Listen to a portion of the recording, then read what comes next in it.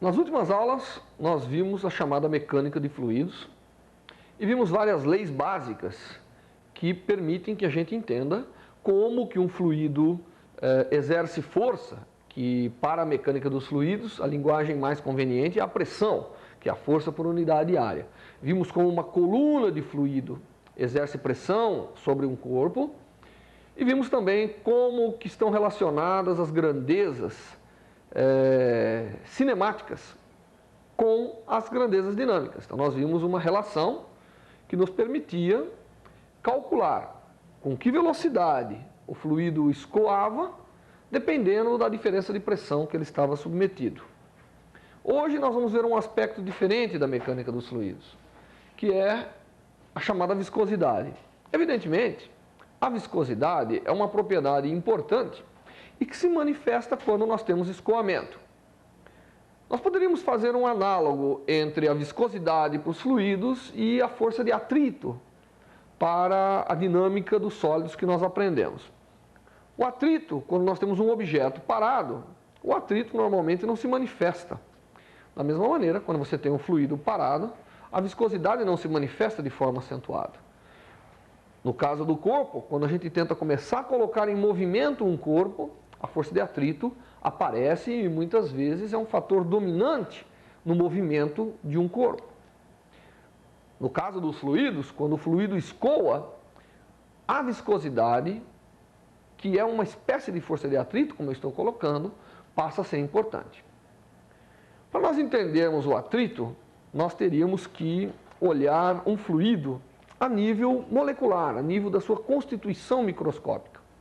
Se nós fôssemos a tal nível, nós veríamos que as moléculas que constituem um fluido, ou os átomos, se for o caso de um fluido atômico, elas interagem entre si. Então há uma interação entre as moléculas, de tal maneira que quando eu tenho uma porção do fluido se deslocando, aquela porção, as moléculas que compõem aquela porção, exercem força nas porções vizinhas, criando com isso uma força entre elas. Assim, quando eu tenho um fluido e uma porção se desloca, aquela porção arrasta as outras porções que eu não estou deslocando. De tal maneira que, devido à viscosidade, é difícil você só movimentar uma parte do fluido sem transferir momento para as outras partes. Então a viscosidade é uma característica importante que diz respeito à capacidade de transferência de momento de uma porção do fluido para outras.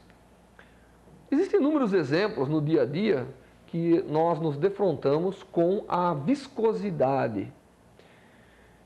Imagine um rio que está fluindo. É claro que o rio carrega determinadas coisas e ele carrega devido à viscosidade, tá certo? É devido à viscosidade que ele exerce força sobre os objetos que estão imersos sobre ele. Claro, não vamos confundir com a força de empuxo do princípio de Arquimedes, que é uma força essencialmente devido à variação de pressão. Nós estamos aqui falando uma força, né, uma transferência de momento de um fluido em movimento para partes do fluido ou um outro objeto, devido a essa propriedade chamada viscosidade. Um exemplo também fácil é quando você tem lá um fluxo no rio e você coloca uma superfície sobre ele. Tente colocar uma superfície. Há uma tendência, né, que a água carregue aquela superfície que você colocou, um pedaço de tábua. Claro que nós não vamos confundir a transferência normal de momento. Eu estou falando da transferência longitudinal, né? Uma tensão de cisalhamento que existe quando o fluido escoa, tentando arrastar os objetos. Isso advém da viscosidade. Ou mesmo quando nós estamos próximos a uma rodovia, passa um caminhão e evidentemente o caminhão está movimentando uma massa de ar e aquela massa de ar que ele movimenta arrasta as massas de ar subsequentes ou adjacentes, de tal maneira que nós sentimos uma força de arraste quando o caminhão passa na rodovia. Isso também é uma evidência de que o fluido tem essa capacidade de transferir, de transmitir quantidade de movimento entre as suas camadas sucessivas E a propriedade disso é a viscosidade. Quanto mais viscoso é um fluido, maior é a sua capacidade de transferência de momento, maior é a sua capacidade de transferência de quantidade de movimento, ou em outras palavras, maior é a sua capacidade de arrastar os objetos ou as outras partes do fluido. Como nós vimos, existem vários tipos de fluido. O ar que nós respiramos é um tipo de fluido, uma viscosidade relativamente baixa, mas ainda existe, claro. O líquido, a água, já é um fluido mais denso, as moléculas estão mais próximas, portanto, essas interações que eu havia mencionado no início são mais relevantes e a viscosidade é maior. A pasta de dente é um outro tipo de fluido.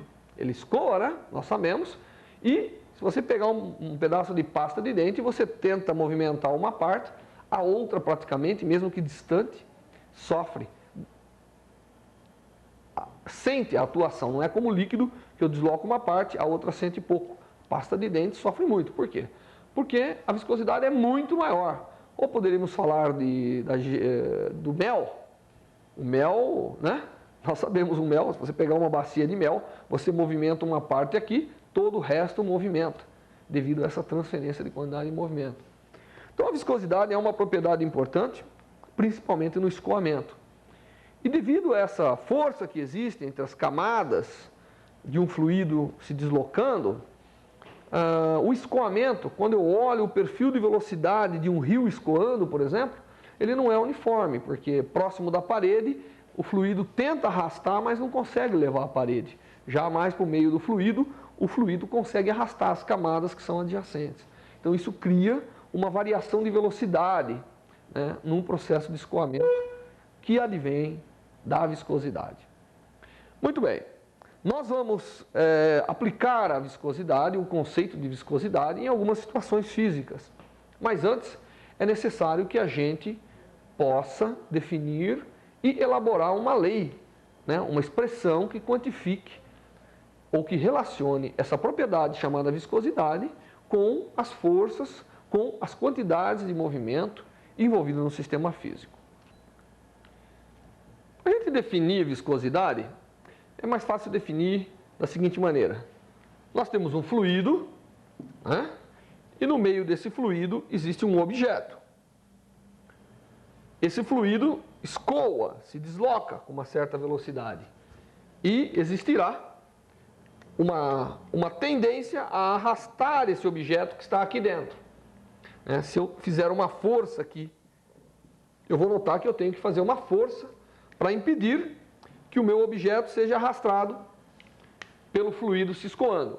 Essa capacidade está associada com a viscosidade. Então nós poderíamos definir que a viscosidade é uma característica dos fluidos associado com o poder que o fluido tem de arrastar corpos que estejam em contato com ele. Claro que essa é uma definição, não é uma definição numérica da viscosidade, mas é uma definição bastante lógica que a gente sente no dia a dia, tá certo? E quanto maior é essa tendência que um fluido em escoamento tem em arrastar um objeto, né, maior é nós dizemos que maior é a sua viscosidade. Imagine que eu tenho aqui um fluido se deslocando com velocidade v. Quanto maior é a força que eu tenho que fazer para segurar esse objeto aqui dentro, maior seria a viscosidade desse fluido. Por quê? Porque a tendência, nesse caso, do fluido arrastar o objeto é cada vez maior. Bom, mas para que a gente possa fazer uma definição um pouco mais matemática, vamos imaginar a seguinte situação física. Nós vamos imaginar duas placas paralelas aqui, né? Colocadas num fluido. Então aqui, nesse meio todo, existe um fluido. Eu vou pegar essa placa de cima, e aqui, então vamos ver de novo. Nós temos aqui um fluido todo, eu vou pegar duas placas que estão separadas por uma certa distância que eu vou chamar de ΔY. Então eu tenho duas placas separadas por ΔY. Eu vou agora pegar a placa de cima e vou deslocar essa placa dentro desse fluido. Então todo o meio aqui está preenchido por um fluido. Eu vou deslocar com uma velocidade v. Tá certo? Então eu vou dar a essa placa uma velocidade V? Melhor, eu vou pegar e vou induzir ela a uma variação de velocidade ΔV. Se ela tivesse parado, ΔV é igual ao V. Mas eu adicionei a ela uma velocidade ΔV. Tá certo? Estando isso totalmente preenchido por fluido, pode acontecer o seguinte. O fluido que preenche o espaço entre as duas placas pode não ser capaz de conduzir, de transmitir o movimento da placa de cima para a placa de baixo. Nesse caso, nós temos um fluido que não tem viscosidade. Certo? Então, se não houver transferência de velocidade da placa de cima para a placa de baixo, não tem viscosidade. Por quê? Porque o fluido que preenche esse espaço não tem essa característica, não tem essa capacidade de transmissão de quantidade de movimento. No entanto, caso a placa de cima transfira um pouco de movimento para a camada de fluido imediatamente inferior a ela, e assim sucessivamente, até chegar à placa de baixo, então nesse caso, haverá uma tendência dessa placa começar a se movimentar. Claro que não com a mesma velocidade que eu dei na placa de cima. Não é isso? A placa de baixo vai começar a se arrastar. Devido a quê? Devido à transferência de movimento que existem entre as várias camadas de fluido que preenchem as duas placas. Nesse caso, quando há transferência de velocidade dessa placa de cima para a placa de baixo através do fluido que preenche as duas, então nós dizemos que há viscosidade. Então, esse fluido tem uma viscosidade, tem uma propriedade chamada viscosidade. Muito bem. Então, nós estamos nessa situação. Placa de cima se deslocando com uma velocidade ΔV e a placa de baixo agora se arrastando. Vamos supor que eu pegue um agente externo e fale assim, bom, eu quero fazer uma força para segurar essa placa. Então veja bem, a placa de cima movimenta, transmite movimento pelo fluido e a placa de baixo vai começar a se movimentar. Claro que não com a mesma velocidade. E eu vou fazer uma força agora na placa de baixo, impedindo que ela se arraste. Então, na verdade, quando eu faço uma força e pergunto qual é o valor dessa força para que a placa não deslize, não seja arrastada, é a mesma coisa de eu fazer a pergunta qual é a força que esse movimento está fazendo na placa de baixo. Qual é a transferência de quantidade por unidade de tempo nessa situação. É claro que se essa placa for muito pequenininha, a força que eu vou ter que fazer é muito pequena. Se ela for muito grande, é muito grande. Então, nós normalmente definimos a força por unidade de área, que é uma tensão, tá certo? Então, nós lidamos com uma tensão e, evidentemente, nesse processo, essa tensão está paralela à superfície da placa. Então, nós chamamos uma tensão de cisalhamento. Tensão, cisalhamento. Que nada mais é do que uma força por unidade de área, tá certo? É uma força por unidade de área para segurar essa placa. Fazendo dessa maneira, né, eu praticamente fico independente do tamanho das placas, porque tudo é por unidade de área mesmo, então se a área é maior, a força é maior, mas a tensão por unidade de área acaba sendo igual. Igual independente do tamanho da placa. Muito bem, então, a nossa situação física é bastante estabelecida agora. Tem um fluido, uma placa superior que eu desloco com velocidade ΔV, ela transmite movimento através do fluido que preenche as duas placas até fazer uma força sobre a placa de baixo. E a força que ela faz sobre a placa de baixo é tal. É uma força de cisalhamento, porque está na superfície, paralela à superfície, né? Porque ela vai tentar ser arrastada. E nós podemos agora procurar uma relação entre essas várias grandezas. Então, eu vou começar escrevendo a tensão de cisalhamento. A tensão de cisalhamento, como nós sabemos, é a força, portanto, é a transferência de quantidade de movimento da placa de cima para a placa de baixo. Lembrando que força é quantidade de movimento por tempo, né? Então, a capacidade de transferência de quantidade de movimento caracteriza a força, que aqui no caso, por unidade de área, nós chamamos de tensão de cisalhamento. Bom, aí nós fazemos a seguinte pergunta. Quanto maior for dV, maior ou menor será a força de cisalhamento? É claro que intuitivamente você sabe que se eu deslocar essa placa com uma velocidade maior, ela vai tender a arrastar a placa de baixo mais fortemente. Portanto, aumenta a tensão de cisalhamento. Então, eu imagino que a tensão de cisalhamento seja proporcional à variação de velocidade, seja proporcional à diferença de velocidade entre a placa de baixo, que aqui no caso está parada, e a placa de cima. Diferença essa que nós chamamos de ΔV. Então, maior ΔV, maior tal. Muito bem, vamos ver agora como que varia com a distância y.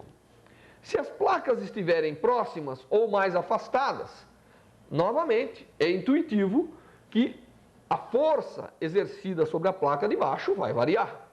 Quanto mais afastada, menor será, não é isso? Quanto mais afastada tiver essa placa, menor será a força que ela vai exercer arrastando a placa de baixo. Portanto, nós podemos imaginar que ela varia com o inverso de ΔY, onde ΔY é a distância entre as placas aqui. Tá certo? Então, aumentando o ΔY, diminui a tensão tal, né, ou a força de cisalhamento feita na placa inferior. E o tipo de fluido que tiver aqui? Se aqui tiver água ou pasta de dente, a tendência em arrastar a placa vai ser diferente. Claro, dependendo do tipo de fluido, nós teremos uma tendência diferente, teremos um esforço diferente feito sobre a placa. Para que a gente possa caracterizar o fluido, existe uma constante de proporcionalidade aqui. Essa constante caracteriza o fluido e caracteriza a chamada viscosidade. Esse é o chamado coeficiente de viscosidade. Tá certo? Então, nós montamos aqui uma expressão matemática que de alguma maneira caracteriza a viscosidade, né? Eu tenho uma placa que se desloca com ΔV, esse ΔV é transmitido por uma placa de baixo e a força com que a força que é exercida para arrastar a placa de baixo está relacionada com ΔV, com a distância entre as placas, né? E o coeficiente de proporcionalidade é chamado viscosidade. Essa lei é chamada segunda lei de Newton. E os fluidos que obedecem a essa lei, os fluidos com viscosidade, são chamados fluidos newtonianos. É claro que nós imaginamos aqui uma situação muito peculiar. Nós imaginamos uma situação onde o fluido se desloca de uma forma organizada, tá certo? Eu imaginei que as camadas do fluido, que essa placa vai arrastar as camadas subsequentes e, portanto, eu imagino que as camadas estejam se deslocando de uma forma bem comportada. Portanto, isso é nós estamos sempre no regime de um escoamento lamelar. Lembra? O escoamento lamelar ou escoamento estacionário, nós estamos sempre imaginando que nós estamos nesse regime. Muito bem, então a expressão que eu tenho, que é chamada, podemos chamar ela como segunda lei de Newton, né? Para o escoamento dos fluidos, ela de fato relaciona um coeficiente que nós denominamos de viscosidade com as variações dimensionais e variações de velocidade. No nosso exemplo, nós imaginamos duas placas reais. Mas se isso aqui fosse um fluido, eu poderia ter imaginado que essa aqui é uma pequena porção do fluido e essa é outra porção do fluido. Portanto, essa força nos daria a transmissão de força, de esforço de uma camada do fluido para outras camadas subsequentes. Quando o ΔY é muito pequeno, evidentemente eu espero que ΔV seja muito pequeno, né? A camada de baixo aqui, imediatamente debaixo da placa, vai estar se deslocando com uma velocidade quase igual a ΔV. Portanto, nós podemos tomar essa expressão e escrever que nós podemos escrever, aqui eu não tenho onde escrever, vou ter que apagar, né? Mas nós podemos escrever que nós temos aqui um dV dy. Então, quando V é muito pequeno e Y também é pequeno, então a lei fica uma lei na forma diferencial, né? Mostrando que, dado um fluido, as camadas subsequentes dado uma camada do fluido, ela transfere esforço, ela transfere quantidade de movimento para as suas camadas subsequentes através de uma lei, que é uma lei simples dessa natureza. Essa lei que nós acabamos de ver, que é a chamada segunda lei ou a lei de Newton para fluidos viscosos, nem sempre é verdadeira. Dependendo do tipo de fluido, da sua natureza, ele tem características diferentes. Por exemplo, o piche, né, que faz asfalto, é um tipo de fluido com características diferentes. A pasta de dente, a água, são fluidos com características diferentes. Então, essa lei, ela na verdade relaciona esforço com viscosidade, com variação de velocidade, e ela vale para os chamados fluidos newtonianos. Ou melhor, os fluidos que obedecem a essa lei são chamados fluidos newtonianos, e nós temos que lembrar que isso aqui trata-se sempre de um escoamento lamelar. Então, nós estamos tratando de um escoamento de fluido bem comportado, né? Aquele escoamento onde os tubos de corrente são bem determinados, não havendo turbulência, que a turbulência é uma desorganização, né, da velocidade como função da posição e também como função do tempo. Então vamos considerar agora um primeiro exemplo de escoamento. Vamos considerar um tubo, um escoamento dentro de um tubo. Então eu vou considerar um tubo que tem um certo diâmetro, aqui eu vou exagerar para que a gente possa entender, né? Então eu vou imaginar um tubo de formato cilíndrico, dentro do qual escoa um fluido, né? Aqui então tem um escoamento de um fluido viscoso. Então o nosso fluido é caracterizado por um coeficiente de viscosidade que nós vamos chamar de eta. O nosso tubo tem um diâmetro que nós vamos chamar de d. Tá certo? Que saiu um pouco fora da... Então, o nosso tubo tem um diâmetro que nós vamos chamar de D maiúsculo. Essa é a dimensão do tubo. E por dentro dele escoa, né, um fluido viscoso com coeficiente de viscosidade eta. É até o nome dessa letra grega. Bom, o que nós queremos saber? Nós queremos saber como é as características do escoamento agora desse fluido, porque nós acabamos de ver que o fluido vai tentar arrastar as paredes do tubo, tá certo? E esse arraste das paredes do tubo, a hora que ele chegar na parede aqui, a parede está parada, então ele não consegue arrastar, também não consegue se deslocar. Isso é uma coisa interessante, quando você tem um fluido, e esse fluido molha a parede, significa que ele está na mesma velocidade da parede, tá certo? Então quando você pega lá no rio, enfia uma tábua dentro do rio, a água que está em contato imediato com a tábua para de se deslocar ou se desloca com a velocidade da tábua. Tá certo? Isso é uma característica importante que nós devemos lembrar e advém da viscosidade, evidentemente. Porque se não houvesse nenhuma força entre a parede e o fluido, não haveria razão nenhuma para que o fluido em contato com a parede tivesse com a velocidade da parede. E aqui no caso, como está em repouso, vai estar em repouso. Bom, nós queremos aplicar para esse caso desse tubo, imaginando que ele seja um fluido newtoniano, a água, por exemplo, nós queremos aplicar e determinar como que a velocidade está distribuída, porque agora, havendo força entre as porções do fluido, né, devido à viscosidade, haverá uma distribuição de velocidade, como eu havia dito. Então, nós queremos aplicar a lei de Newton para esse caso. Como que nós vamos fazer? Bem, primeiro nós temos que chegar aqui, e se existe um fluido e esse fluido está escoando, é porque existe pressão, né, movimentando essa massa de fluido. Então nós vamos pegar aqui uma pequena porção desse fluido. Vamos imaginar dentro dele uma pequena porção, também cilíndrica, e vamos olhar as forças que devem estar acontecendo nesta pequena porção de fluido. Bom, o que deve estar acontecendo?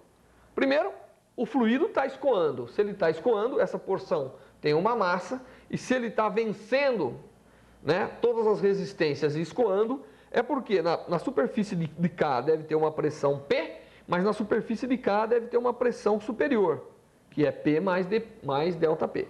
Então aqui existe uma pressão P mais ΔP, né, que empurra essa porção, e evidentemente essa porção sente toda uma resistência do restante do fluido, que é representado por uma pressão P.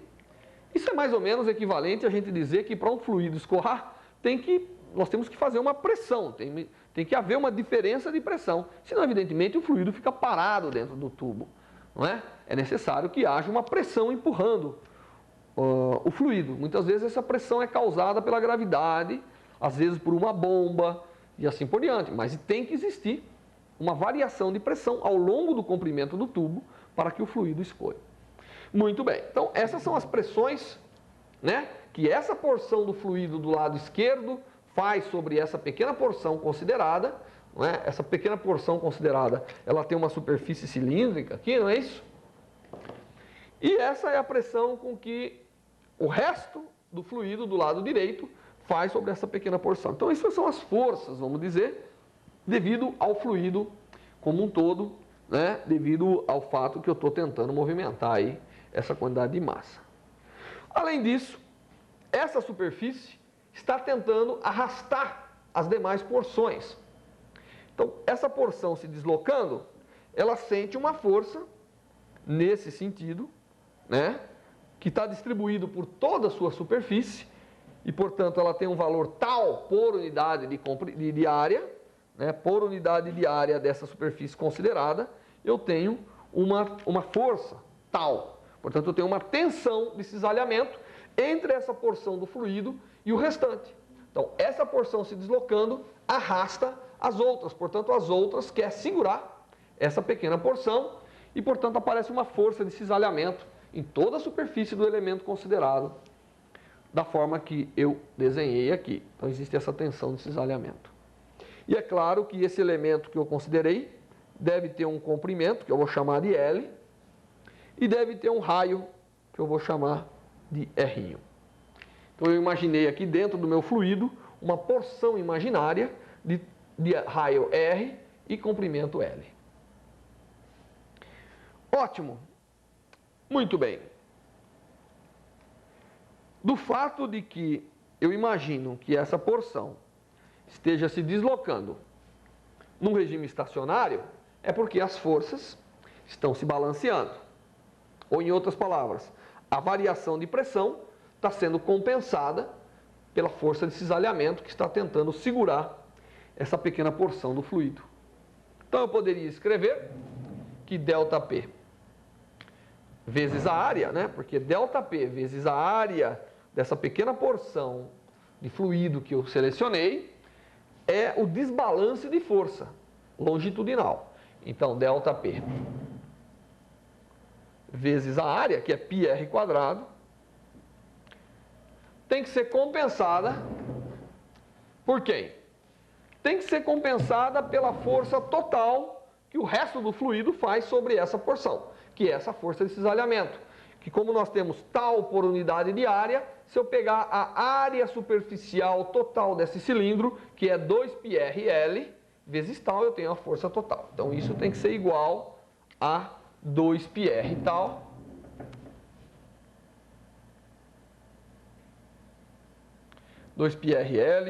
vezes tal. Com o sinal contrário, evidentemente, porque o ΔP e o tal são contrários, né? Então, esse sinal negativo é somente para lembrar que a variação de pressão e a força viscosa que age sobre essa porção do fluido, elas têm sinais opostos. Enquanto a variação de pressão quer empurrar o elemento do fluido para a direita, a força de viscosidade, a força de cisalhamento quer segurá-lo. Então daí aparece o sinal menos. Muito bem. esse π vai embora, né? E eu então posso escrever que tal a força de cisalhamento feita sobre o fluido deve ser igual a menos ΔP sobre L, vezes um R vai embora, vezes R. Só? Não, tem um 2 aqui, né? Dividido por 2. Mas, como este é um fluido newtoniano, essa força de cisalhamento também deve ser igual ao coeficiente de viscosidade, né, vezes a variação da velocidade, só que agora com relação ao raio, não mais com relação a y, porque a simetria aqui é uma simetria cilíndrica. Então nos interessa a variação. O y aqui faz o papel de raio, né? Então isso aqui, pela lei de Newton, dos fluidos viscosos, tem que ser igual a eta dV/dt. dV/dr, desculpe. Ou seja, a força de cisalhamento advém desse arraste entre as camadas, mas ela é compensada pela variação de pressão. Então eu acabo montando uma equação que me relaciona variação de pressão com variação de velocidade com dependência da posição, que é uma relação que eu quero. Essa grandeza aqui é a chamada queda linear de pressão.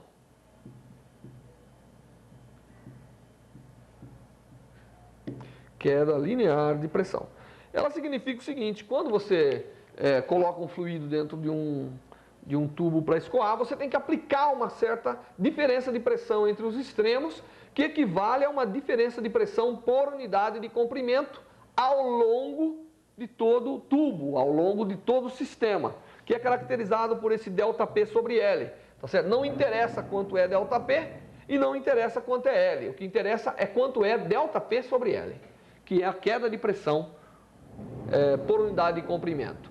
Mas nós vamos deixar como ΔP sobre L. Tá certo?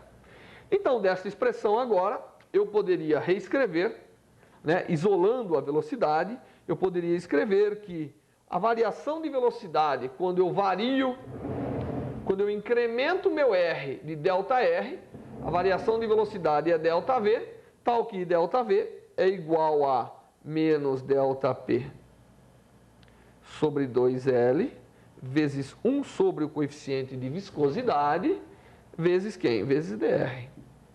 Não, vezes R dr, né? Esqueci do R lá. Então, vezes R dr.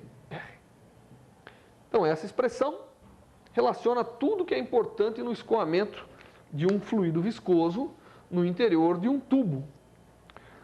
Ela relaciona a variação de velocidade com posição, com queda de pressão, com viscosidade. Bom, mas nós não queremos ficar só por aqui.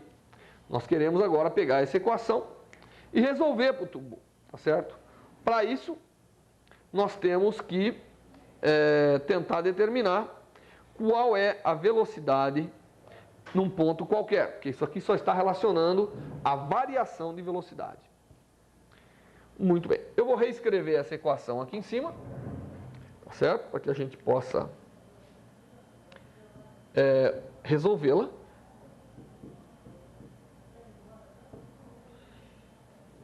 Um sobre eta, R dr. Esta equação relaciona todas as grandezas, né, de interesse. Agora, para encontrar a velocidade num ponto qualquer do escoamento, porque eu quero saber o seguinte: dado a pressão, a geometria do tubo e a viscosidade, quanto vale a velocidade do fluido a uma distância R do centro qualquer, a uma posição radial R qualquer, não é isso? Então, para tal, nós temos que pegar isso aqui e fazer uma integração. Só que no centro, né, como aqui a parede está estacionária, então aqui é onde a velocidade é mínima e no centro é onde a velocidade é máxima. A velocidade é máxima, aí ela vai arrastando até chegar à superfície, onde ela deve ser zero. Por quê? Porque em contato com a superfície ela quer arrastar, não vai, fica zero. Certo? Como eu já expliquei anteriormente. Então, a integral da velocidade máxima do fluido, que corresponde a R igual a zero, até uma velocidade V de R, a uma posição radial qualquer, de dV, deve ser igual a menos ΔP sobre 2L vezes 1 sobre eta, vezes a integral de 0 até um ponto R considerado de R dr.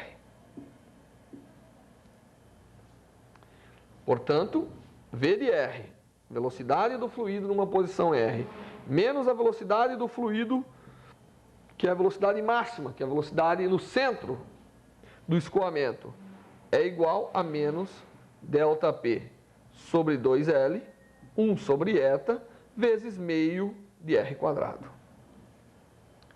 Ou seja, a velocidade V de R é igual à velocidade no centro menos ΔP. Opa, aqui não vai caber. Menos ΔP sobre 2L, 1 sobre eta, meio de R quadrado. Certo? Ou seja, a velocidade de escoamento dentro de um tubo varia quadraticamente com a posição. Na verdade, se eu chegasse aqui agora no meu tubo e fosse fazer um desenho, né? Vou fazer um desenho da variação da velocidade. Então aqui agora eu vou graficar velocidade na posição R como função da posição R. Tá certo? Quando eu fizer isso, eu vou obter algo desse tipo. Ou seja, a velocidade no centro é máxima e ela vai caindo à medida que eu vou me aproximando da parede do fluido, da parede do tubo. Tá certo? Esse perfil é um perfil que obedece a uma lei parabólica, varia com R quadrado.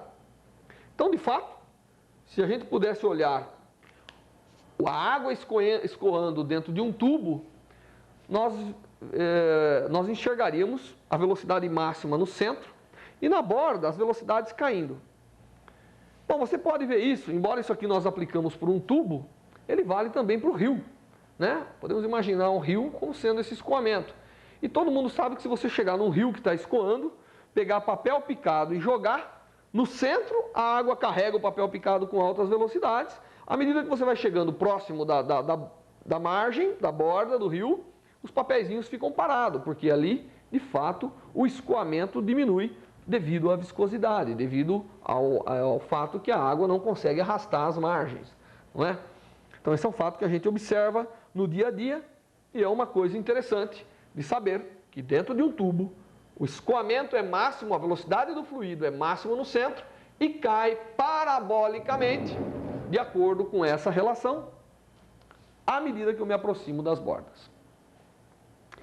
Mas aqui tem um dado importante, que a velocidade quando R, né, tem um ponto importante aqui. Para isso, né, hoje a lousa está colocada de tal maneira que está difícil a gente utilizá-la como um todo. Mas existe um ponto importante, o ponto R igual a D sobre 2. Quando eu chegar na borda do tubo, nós já vimos que a velocidade é zero. Então isso deve estar dentro dessa equação. Então para R igual a D sobre 2, eu tenho que V igual a zero.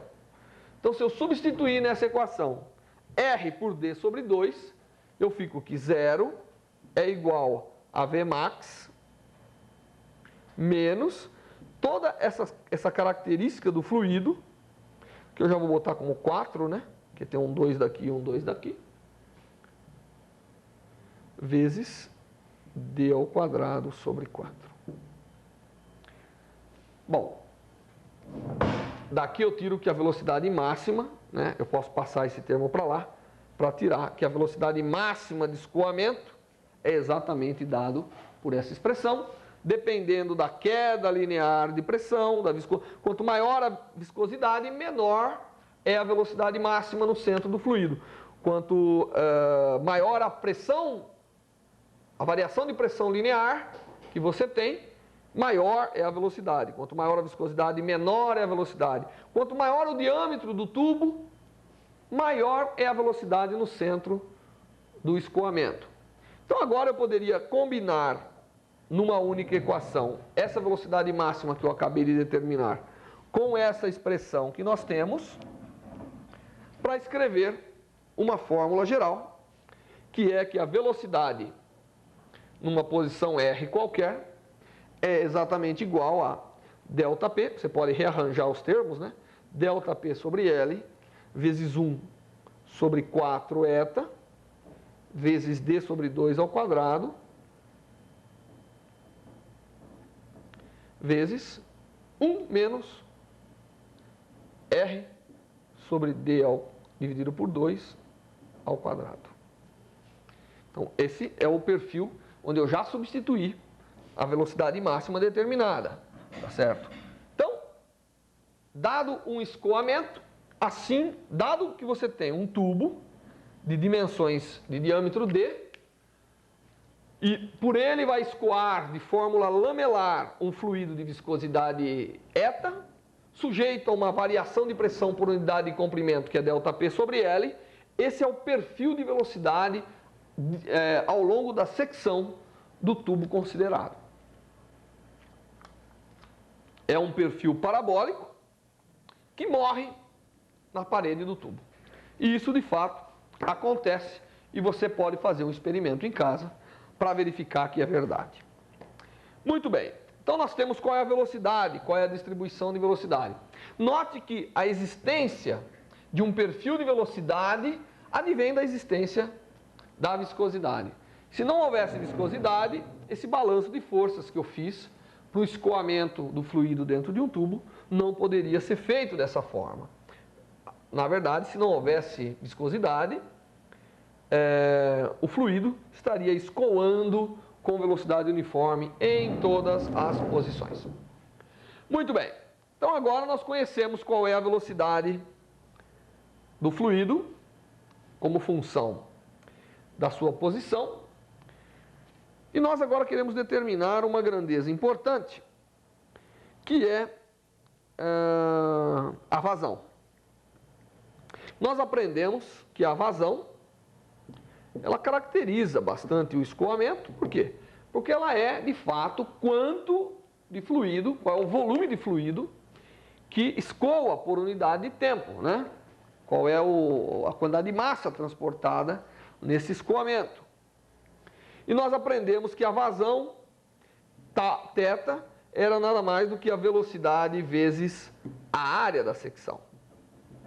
Isso nós aprendemos lá atrás, né?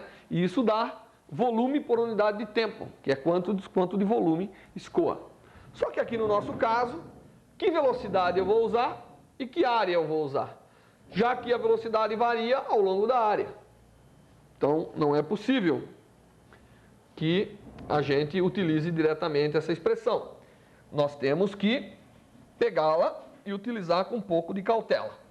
E nós vamos fazer isso da seguinte maneira. Nós vamos tomar o tubo e vamos pegar uma pequena porção, né? Uma pequena porção areolar no interior desse tubo. Então, lembre-se que o tubo tem um diâmetro D, mas eu vou lá e vou pegar uma área da sua secção que tem raio R e tem espessura DR. Então, dentro do tubo todo, eu fui lá e estou olhando uma pequena secção. Como R varia muito pouco ao longo dessa secção, então a velocidade também varia muito pouco ao longo dessa secção. Então, dentro do tubo, nessa secção, eu tenho o fluido escoando por ela e a velocidade dele é praticamente V no ponto R. Então, por essa área passa fluido com velocidade que é V de R, que está escrito na relação ali. Então, para essa porção, eu poderia escrever que a vazão, a contribuição, a vazão total, devido ao fluido que passa por essa área, é igual a V de R vezes dA, onde A é a área dessa secção. Aqui sim eu tenho a velocidade constante ao longo de toda a secção, então eu posso aplicar o meu conceito de vazão. E isso então pode ser escrito como dθ igual ao V de R, que está ali a expressão, vezes dA. E a área disso aqui nada mais é do que 2πr dr. Então eu tenho agora, né, uma pequena porção da vazão. Eu não tenho toda, eu tenho a vazão que passa por essa pequena área, né, por essa secção que eu tomei como uma área de controle para se calcular a vazão. Se eu quiser saber a área toda, a vazão completa, eu tenho que pegar esse dθ e integrar para R variando de 0 até d sobre 2 dθ. Quando eu faço essa integral, nós sabemos que eu somei a contribuição da vazão em todas as pequenas áreas aureolares que eu construí para formar o diâmetro total do tubo. Isso é igual à integral dessa função V de R, que está aqui em cima, não é? De 0 a R, vezes dA, que é 2πr dr. Bom, essa é uma integral fácil de ser executada, qualquer um pode fazer, porque vai aparecer o produto, vai aparecer um R, depois vai aparecer um R quadrado, que vai aparecer um R ao cubo. E você faz as contas para obter qual é a vazão total. E quando a gente faz isso, nós obtemos que a vazão total θ, no escoamento viscoso por um tubo é exatamente igual a π sobre 8 vezes o coeficiente de viscosidade vezes d sobre 2, que aqui eu vou pedir a liberdade para chamar d sobre 2 igual ao raio maiúsculo, que é o raio do tubo considerado. Então, vezes o raio, a quarta potência, vezes ΔP sobre L. Então, essa é a vazão total pelo tubo, tá certo? Essa é uma lei importante, que eu vou reescrever aqui, né? Então, eu vou escrever essa integral aqui, é exatamente o θ, e essa integral aqui é exatamente o resultado obtido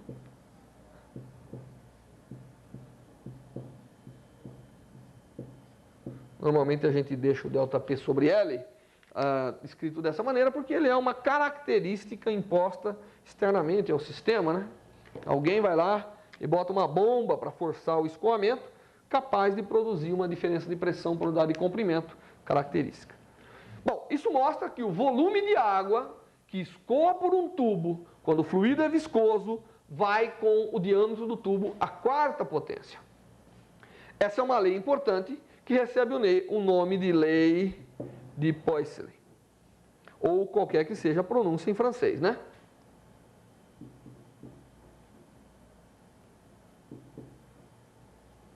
E essa lei é uma lei importante de escoamento, que diz que a vazão total vai com R à quarta.